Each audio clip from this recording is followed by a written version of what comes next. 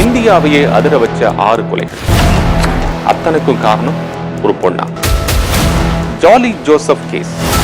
இந்த வழக்கு அதிரடி திருப்பங்கள் இந்தியாவையே நடுநடுங்க வச்சிருக்கக்கூடிய ஒரு சம்பவம் இந்த ஜோலி ஜோசப் வழக்கு.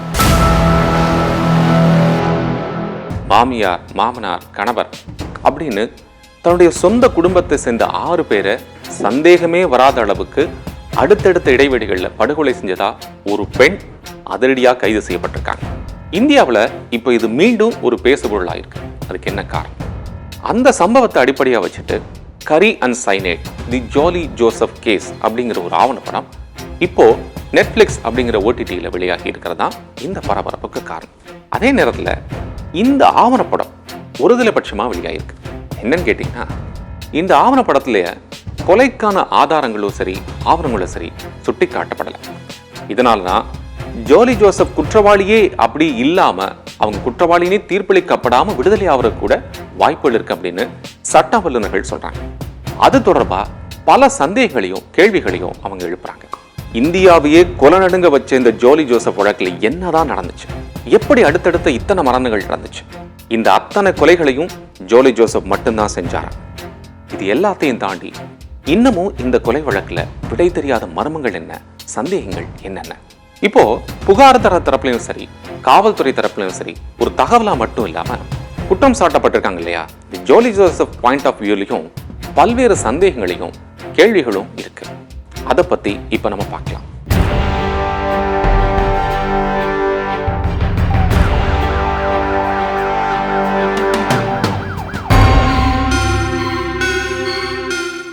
கேரள மாநிலம் கோழிக்கோடு பகுதியைச் சேர்ந்தவங்க ஜோலி ஜோசப். தன்னுடைய சொந்தக்காரரான ராய் தாமஸை 1997 காதலிச்சு கல்யாணம் பண்ணிக்கிறாங்க. திடீர்னு ஒரு நாள் ஜோலி ஜோசப்போட மாமியார் அண்ணம்மா சாப்பிட்டுட்டு இருக்காங்க. இது சாப்பிட்டே இருக்கும்போது மயங்கி விழுந்து இறந்துடுறாங்க. சில வருஷங்கள் கழிச்சு பார்த்தோம் அப்படின்னா மாமனாரும் அதே மாதிரி சாப்பிட்டு இருக்கிறாரு. திடீர்னு மயங்கி விழுகிறாரு. ஹாஸ்பிட்டலுக்கு கூட்டு போறாங்க. போற வழியிலேயே அவரும் இறந்து போயிடுறாரு. என்னடா அது, கொஞ்ச நாள் கேப்லேயே மாமியாரும் மாமனார் 2 பேரும் இறந்துட்டாங்களே அப்படின்னு நினச்சிட்டே இருக்கும்போதே கொஞ்ச வருஷம் கழிச்சு ஜோலி ஜோசப்போட கணவர் அவரும் திடீர்னு மர்மமான முறையில் இறந்து போயிடுறார். இது இத்தோட நிற்கலைங்க. ஜோலி ஜோசப் கணவருடைய மரணத்தில் சந்தேகம் எழுப்பின மேத்யூ மஞ்சாடிகள் அப்படிங்கிறவரும் மர்மமான முறையில் இறந்து போகிறார். நாட்கள் மெல்ல நகருது. சில வருஷங்கள் கழிச்சு பார்த்தோம் அப்படின்னா ஷாஜு அப்படிங்கிறவரை 2வது கல்யாணம் பண்ணிக்க போறாரு ஜோலி ஜோசப். ஆனால் அதுக்கு முன்னாடி ஷாஜுவோட மனைவி சிலி அவங்களுடைய குழந்தை மர்மமான முறையில் இறந்து போறாங்க. ஆச்சரியமா இருக்கு, அதிர்ச்சியாகவும் இருக்கு இல்லையா? இப்படி மாமியார், மாமனார், கணவர், அவருடைய நண்பர் அவங்களோட சேர்த்து அடுத்த ஜோலி ஜோசப் கல்யாணம் பண்ணிக்கலாம்னு நினைச்ச ஷாஜுவோட மனைவி, குழந்தை அடுத்தடுத்து 6 பேர் செத்து போறாங்க. இதுக்கெல்லாம் காரணம் யார்? இதுக்கெல்லாம் காரணம் ஜோலி ஜோசப் அப்படின்னு அவருடைய நாத்தனார் ரெஞ்சி வில்சன் கொடுத்த புகாரின் அடிப்படையில தான் சந்தேக வளையத்துக்குள்ள கொண்டு வரப்பட்டவர் தான் இந்த ஜோலி ஜோசப். இதுக்கு கொலைக்கான காரணங்கள் 6 அப்படின்னு சொல்லப்படுது. அதாவது 6 குற்றச்சாட்டு சொல்லப்படுது. குற்றச்சாட்டு 1, வேலைக்கு போக சொல்லி நிர்பந்தம் பண்ணிட்டே இருக்கிறாங்க, அதனாலையும் தன்னுடைய கல்வி தகுதியை கண்டுபிடிச்சிருவாங்க அப்படிங்கிறதாலையும் மாமியாருக்கு சாப்பாட்டில் விஷம் வச்சு கொன்னுட்டாரு அப்படிங்கிறதான் ஃபர்ஸ்ட் குற்றச்சாட்டு. MS மேத்யூ அப்படிங்கிறவரோட ஜோலி ஜோசப் ரொம்ப நட்பா பழகி வந்ததை கண்டிச்சதாலும் சொத்துக்களை தன்னோட பேர்ல மட்டுமே எழுதி கொடுக்காததாலும் மாமனாரை விஷம் வச்சு கொண்டுட்டார் அப்படிங்கிறது 2வது குற்றச்சாட்டு. புதுசா வந்திருக்கக்கூடிய சொகுசு வாழ்க்கை வாழ்றதுக்காக சொந்த கணவனையே கொன்னுட்டதா 3வது குற்றச்சாட்டு. சரி, கணவரோட மரணத்துல சந்தேகம் எழுப்பினார் இல்லையா அந்த உறவினர் மேத்யூ மஞ்சாடிகள், அவரை கொலை செஞ்சதா 4வது குற்றச்சாட்டு. ஷாஜு அப்படிங்கிறவரை 2வது கல்யாணம் பண்ணிக்க போறான்னு திட்டம் போட்டிருந்தாங்க இல்லையா, அவருடைய முதல் குழந்தையை வளர்க்க முடியாது அப்படிங்கிறதுனால அந்த குழந்தைக்கு சாப்பாட்டில் விஷம் கலந்து கொடுத்தது அப்படிங்கிறது 5வது குற்றச்சாட்டு. 6வதா ஷாஜுவோட மனைவி 2வது திருமணத்துக்கு எங்க தடையா இருப்பாரோ அப்படிங்கிறதுனால அவருடைய மனைவி சிலிய விஷம் வச்சு கொன்னுட்டதா 6வது குற்றச்சாட்டு. இப்படி 6 குற்றச்சாட்டு அவர் மேல இருக்கு. ஆனா ஒரு விஷயம் யோசிக்கணும் இல்லையா, ஜோலி ஜோசப்புக்கு விஷம் கிடைச்சது எப்படி? நகைக்கடையில் வேலை செய்யக்கூடிய ஜோலி ஜோசப்போட நண்பர் MS மேத்யூ மூலமா தான் விஷம் வாங்கி இப்படி சாப்பாட்டில் எல்லாத்துக்கும் கலந்து கொடுத்து அவர் கொண்டுட்டார் அப்படிங்கிறது காவல்துறை தரப்போட குற்றச்சாட்டு. இந்த வழக்கு இன்னும் நீதிமன்றத்தில் நடந்துட்டு தான் இருக்கு. ஆனால் நம்ம முன்னாடி சொன்னோம் இல்லையா, அந்த ஆவணப்படம் நெட்ஃபிளிக்ஸ் அது வெளியாகிருக்கூடிய இந்த ஆவணப்படத்துல இந்த ஜோலி ஜோசப் மட்டும்தான், அவர் மட்டும்தான் இந்த 6 கொலைகளையும் செஞ்ச கொலை குற்றவாளியின் தீர்ப்பை எழுதிட்டான். இந்த நிலையில தான் ஜாலி ஜோசப்போட பாயிண்ட் ஆஃப் வியூல பல்வேறு சந்தேகங்களையும் கேள்விகளையும் எழுப்பியிருக்கிறாங்க சட்ட வல்லுநர்கள். காதலிச்சு கல்யாணம் செஞ்சுக்கிட்டு மகிழ்ச்சியா வாழலாம்னு எதிர்பார்ப்போட கனவுகளோட வந்த ஒரு ஏழ்மையான பெண் ஜோலி ஜோசப் மீது தங்களுடைய அந்தஸ்து அதிகாரத்தை செலுத்தி பொய்யான கல்வி தகுதி, திருமணத்தை தாண்டிய உறவு, கொலை குற்றச்சாட்டுன்னு கடுமையான மன உளைச்சலுக்கு ஆளாக்கி இருக்கிறாங்க அப்படின்னு அவர் குறிச்ச செய்திகளை பார்க்கும்போது தோணுது. புகார் கொடுத்த ஜோலி ஜோசப்போட நாத்தனார், அவருடைய மச்சான், அவருடைய மகன், இவங்களுடைய வாக்குமூலங்கள் அடிப்படையில தான் இந்த ஆவணப்படம் நகர்றதால ஆவணப்படத்தில் வரக்கூடிய காட்சிகளே வேற வேற பல்வேறு சந்தேகங்களையும் கேள்விகளையும் எழுப்பும். அது என்னென்ன சந்தேகம் பார்க்கலாம். சந்தேகம் 1, ஜாலி ஜோசப்பும் ராய் தாமஸும் காதலிக்கிறாங்க, கல்யாணம் பண்ணிக்கிறாங்க. ஜாலி ஜோசப் ஹீல்ஸ் செருப்பு அணிகிறது கூட ஒரு கொலை குற்றம் போல ஆவணப்படத்துல அவருடைய நாத்தனார் ரெஞ்சி விமர்சிச்சிருக்கிறார். அது மட்டும் இல்லைங்க, தங்களுடைய குடும்பத்துக்கு வாழ வந்ததுக்கு அப்புறம் தான் ஜோலி ஜோசப்புக்கு இந்த சமுதாயத்துல மிகப்பெரிய அந்தஸ்தும் பெருமையும் வந்து விட்டதா பெருமை அடிச்சுக்கிறாங்க. இல்ல ஒரு விஷயம் என்ன கவனிக்கணும் அப்படின்னா, ஹீல்ஸ் போடுறது எல்லா பெண்களுக்குமே இருக்கக்கூடிய ஒரு விருப்பம் தான் இல்லையா? அதான் நீங்க பொதுவாக கேரளா சைடு போய் பார்த்தீங்க அப்படின்னா ஷார்ட்டா இருக்கக்கூடிய கேர்ள்ஸ், இது கேரளான்னு இல்லைங்க, எங்கேயுமே ஷார்ட்டா இருக்கக்கூடிய கேர்ள்ஸ் ஹீல்ஸ் அணிகிறதுங்கிறது இயற்கையான ஒரு விஷயம் தான். ஷார்ட்டா இல்லைனா ஹீல்ஸ் அணியக்கூடியது பெண்களுக்கு இயற்கை இருக்கக்கூடிய ஒரு விருப்பம் தான். அதையும் அது ஒரு கொலை குற்றச்சாட்டு போல முன் வச்சிருக்கேன். மாமியார் அண்ணம்மா இறந்த உடனே ஜோலி ஜோசப் அந்த குடும்பத்தை தன்னுடைய கட்டுப்பாட்டுக்குள்ள கொண்டு வந்து விட்டதா குற்றம் சாட்டியிருக்கிறார் நாத்தனார் ரெஞ்சி. அந்த வீட்டோட மூத்த மருமகளான ஜோலி ஜோசப் அந்த குடும்பத்தை அவங்க பொறுப்புல எடுத்து வழிநடத்தாம மாமியார் இறந்ததுக்கு அப்புறமா சின்ன பொண்ணா இருக்கக்கூடிய அந்த நாத்தனார் ரெஞ்சிக்கிட்டே தலைமை பொறுப்பு கொடுக்க முடியும்? யோசிச்சு பாருங்க. சரி, 2வது சந்தேகம், கல்யாணத்துக்கு அப்புறம் ஒரு பெண் வேலைக்கு போறது போகாம இருக்கிறது அவருடைய தனிப்பட்ட விருப்பம் அல்லது புருஷன் முன்னாடி 2 பேரும் சேர்ந்து எடுக்கக்கூடிய ஒரு முடிவு.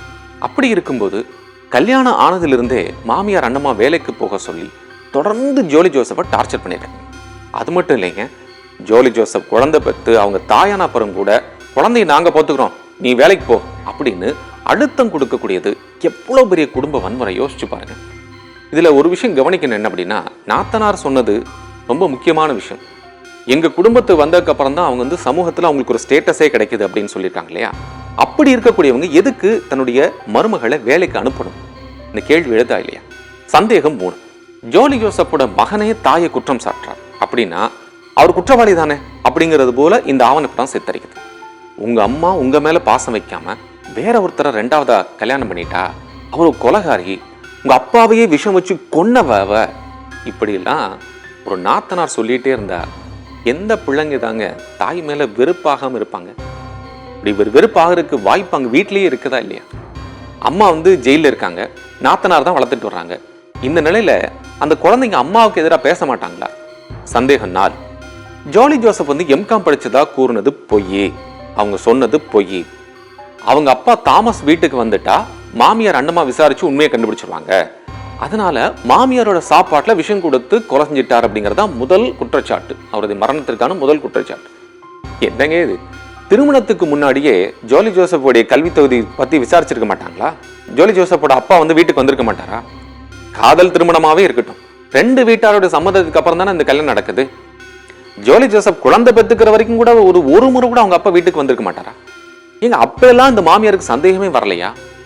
அப்போ சொல்லியிருக்க மாட்டாங்களா? உங்க பொண்ணு என்ன படிச்சிருக்கா, அவங்க சர்டிபிகேட் என்ன, டிகிரி படிச்சிருக்காங்களா இல்லையான்னு கேட்டிருக்க மாட்டாங்களா? கல்யாணத்தப்ப கேட்டிருக்க மாட்டாங்களா? மாமியாருக்கு விஷம் கொடுத்ததுதான் கொலை செஞ்சார் அப்படிங்கிறதுக்கு போஸ்ட்மார்ட்டம் உள்ளிட்ட எந்த ஆதாரமே இல்லாத போது அது வெறும் குற்றச்சாட்டாக மட்டும்தானே இருக்க முடியும். சந்தேகம் 5, அதுக்கப்புறம் பார்த்தீங்கன்னா என்ஐடியில் வேலை செஞ்சதா ஜோலி ஜோசப் பெரிய பொய் சொல்லிட்டாரு. அதுக்காக அவர் போலி ஐடி கார்டு, போலி எஜுகேஷன் சர்டிஃபிகேட்ஸு, சான்றிதழ்லாம் அவர் தயாரித்து வச்சிருக்கிறாருன்னு ஒரு குற்றச்சாட்டு வைக்கப்படுது. 15 வருஷத்துக்கு மேலே வீட்டில் சம்பளமே கொடுக்காம ஒரு மிகப்பெரிய இடத்துல வேலை செஞ்சதா ஒரு பொண்ணால ஏமாத்திட்டே இருந்திருக்க முடியுமா? இந்த கேள்வியும் சட்ட வல்லுநர்கள் வைக்கிறாங்க. சந்தேகம் 6, 2வது கொலையா சொல்லப்படக்கூடிய மாமனார், அவர் ஏற்கனவே உடல்நல சரியில்லாமல் இருந்த சூழல்ல மயங்கி விழுந்து மருத்துவமனைக்கு அவரை கூட்டிட்டு போறாங்க. ஆனா ஜோலி ஜோசப் அவருக்கு மஷ்ரூம் மாத்திரையில சயனைடை கலந்து கொடுத்ததாகவும் அதனாலதான் அவர் மயங்கி விழுந்து கார் சாவியை தேடுறது போல அவர் மருத்துவமனைக்கு கொண்டு செல்றதுக்கு லேட் பண்ணதாகவும் குற்றம் சாட்டியிருக்காங்க நாத்தனார் ரெஞ்சி. போஸ்ட்மார்டம் செய்யப்படாததால அவர் சயனைடு மாத்திரை சாப்பிட்டதற்கான எந்த ஆதாரமும் சொல்லப்படாத போது அதையும் ஜோலி ஜோசப் தான் கொலை செஞ்சாரு அப்படின்னு கொலை குற்றச்சாட்டை அவர் மேல எப்படி போட முடியும்? இப்போ அவரே மருத்துவமனைக்கு கூட்டிட்டு போயிருந்தா அவர் மீது சந்தேகம் வந்திருக்காது இல்லையா? சந்தேகம் 7.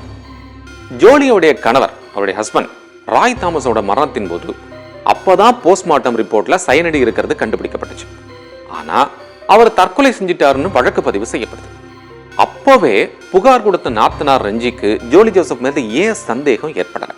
அப்பவே போஸ்ட்மார்ட்டம் ரிப்போர்ட் அவங்க படிக்கலையா? ரைட். அடுத்த சந்தேகம், வீட்டுல ஒரு விழா நடக்குது. அதுல அவங்க அத்தை ரஞ்சி உணவு கொடுக்குறாங்க, அதாவது சாப்பாடு கொடுக்குறாங்க. அப்போ அந்த ஷாஜுவோட குழந்தை திடீர்னு இறந்துருது. இந்த குழந்தையோட இறப்புக்கும் ஜோலி ஜோசப் தான் காரணம்னு சொல்லப்பட்டிருக்கு. அதுக்கப்புறம் அந்த குழந்தையோட தாய் செலியும் இறந்து போறாங்க. அதுக்கு காரணம் ஜோலி ஜோசப் சொன்ன மஷ்ரூம் மாத்திரையில் சைனைடு கலக்கப்பட்டிருக்கு அப்படிங்கிற குற்றச்சாட்டை தான் நாத்தனார் மறுபடியும் சொல்றாங்க, அந்த ரஞ்சி சொல்றாங்க. ஆனா அவருடைய மர்ம மரணத்துக்கு போஸ்ட்மார்ட்டம் வேண்டாம் அப்படின்னு அவருடைய கணவராக இருக்கக்கூடிய யாரு, இந்த சிலியோட கணவராக இருக்கக்கூடிய ஷாஜு தடுத்துறார். அப்படின்னா குழந்தைக்கும் அவருடைய மனைவிக்கும் ஏன் போஸ்ட்மார்ட்டம் செய்யல? ஷாஜுவை ஏன் இந்த வழக்கில் குற்றவாளி ஆக்கல? ரொம்ப முக்கியமான விஷயம் இல்லையா? தன்னுடைய மனைவி, தன்னுடைய குழந்தை இறந்திருக்காங்க அப்படின்னா அந்த குழந்தையோட இறப்புல என்ன இருக்குன்னு பார்க்க வேண்டாமா? சொந்த மனைவி இருந்திருக்காங்கன்னா அதுல என்ன பிரச்சனை இருக்குன்னு தெரிஞ்சுக்க வேண்டாமா? எல்லா கொலைகளுக்கும் ஜோலி ஜோசப் ஒருத்தர் தான் காரணம் அப்படின்னு அழுத்தம் திருத்தமா நாத்தனார் ரஞ்சியும் காவல்துறையும் குற்றச்சாட்டுறது ஏன்? சந்தேகம் 9. முக்கியமா 6 கொலைகள் பண்ற வரைக்குமே ஜோலி ஜோசப் மீது நாத்தனார் ரஞ்சிக்கு சந்தேகமே வரல. எப்ப வருது? ஜோலி ஜோசப் 2ஆவதா கல்யாணம் பண்ணிக்கிட்ட பிறகு வருது. அப்படின்னா மறுமணம் பண்ணிக்கிறது அப்படிங்கிறது அதுக்கான ஆப்ஷன் இருக்கு அப்படிங்கிறது போது பெண்கள் மீது மணமகன் வீட்டாருக்கு ஏற்படக்கூடிய ஒரு வழக்கமான வெறுப்பு தானே இதுக்கெல்லாம் காரணம் அப்படின்னு சட்ட வல்லுநர்கள் சொல்றாங்க. சந்தேகம் 10. ஷாஜுவை 2ஆவதா கல்யாணம் பண்ணிக்கிறதுக்காகத்தான் அவருடைய குழந்தையையும் அவருடைய மனைவியையும் ஜோலி ஜோசப் கொன்னார் அப்படின்னா திருமணத்துக்கு அப்புறமா கூட கொண்டு இருக்கலாம் இல்லையா? அதே குழந்தையோட சகோதரனை ஜோலி ஜோசப் கொலை பண்ணலையே. இப்படி ஜோலி ஜோசப் வழக்குல விடை தெரியாத பல சந்தேகங்களும் கேள்விகளையும் சட்ட வல்லுநர்கள், அவரை பத்தி படிச்சிருக்கவங்க, தெரிஞ்சிருக்கவங்க கேள்வி எழுப்பிட்டே இருக்காங்க. ஒருவரை குற்றவாளி ஆக்கணும் வெறும் குற்றச்சாட்டுகள் மட்டுமே போதாது. இதுல இன்னொரு முக்கியமான விஷயம் என்ன அப்படின்னா, நாம ஜோலி ஜோசப் அவர் பண்ணிட்டாரு பண்ணல அப்படிங்கிற எந்த விதமான ஒரு ஜஸ்டிபிகேஷனுக்கும் நம்ம வரல. அவங்க பண்ணார் குற்றச்சாட்டின்னு அவர் பண்ண குற்றச்சாட்டையும் இல்லைன்னு நம்ம மறுக்கல. ஆனா அவருடைய பாயிண்ட் ஆஃப் வியூல சில விஷயங்கள் இருக்குங்கிறதையும் நம்ம பார்க்கணும். மற்றவங்களும் இதுல உடன்பட்டிருக்கலாம் இல்லையா, மற்றவங்களும் இதுல இருந்திருக்கலாம் இல்லையா, காவல்துறை இந்த பக்கம் பார்க்கணும் இல்லையா அப்படிங்கிற ஒரு பாயிண்ட் ஆஃப் வியூ தான் நம்ம இதில் முன்வைக்கணும்.